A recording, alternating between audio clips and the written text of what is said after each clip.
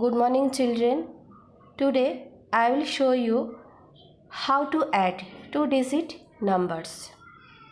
See, children, I have taken two numbers. The first number is 73, the second number is 52.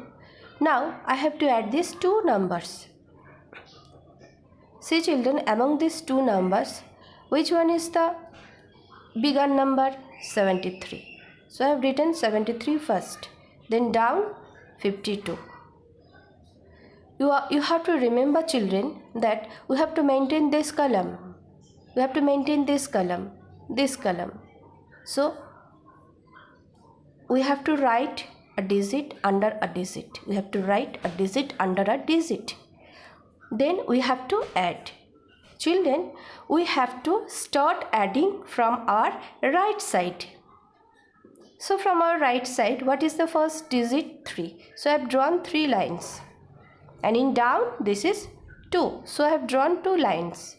Then see how many lines are there in all? 1, 2, 3, 4, 5. So I have written 5. That is 3 plus 2 equal to 5.